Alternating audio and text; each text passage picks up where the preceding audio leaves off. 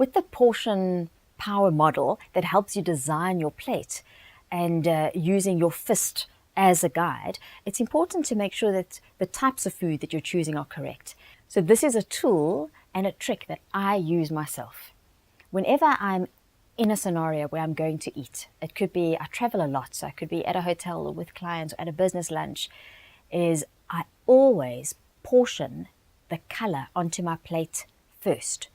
Why is this important? Because if you go up to the buffet or if you dish up the shepherd's pie or the lasagna or the spaghetti bolognese first, what happens is that there's probably very little space left for any form of color or salad or vegetables. But by putting some color on your plate first, you fill up possibly a bit of a bigger portion, which is what you want to do, because those foods are the ones that we know are lowest in calories and highest in nutrients. And we'll chat about why it is important to incorporate so much color into your meal. So that's one tip and technique that I really recommend, is if you're using this very simple practical approach to balancing your meals and portions, is to put the color onto your plate first when possible.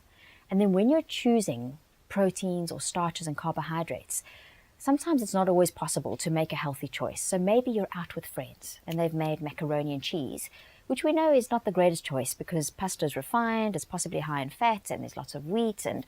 But if you stick to a portion, which would be a fistful of starch, then you're going to minimize the damage that's associated with that. And this can be the first step towards making smarter choices, so actually choosing the right kind of what I call cool carbohydrates.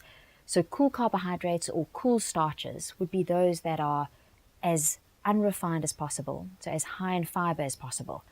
And ideally, if you know about the glycemic index, you want to look for foods that are also low GI. That means that they're going to release very slowly into your system and give you energy for longer.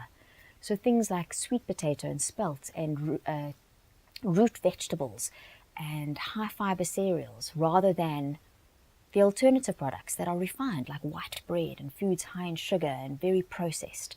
Keeping to that portion, even if you're not able to make the best choice, at least then you're still enjoying all the foods that are available, but minimizing the damage in terms of keeping your portion control correct.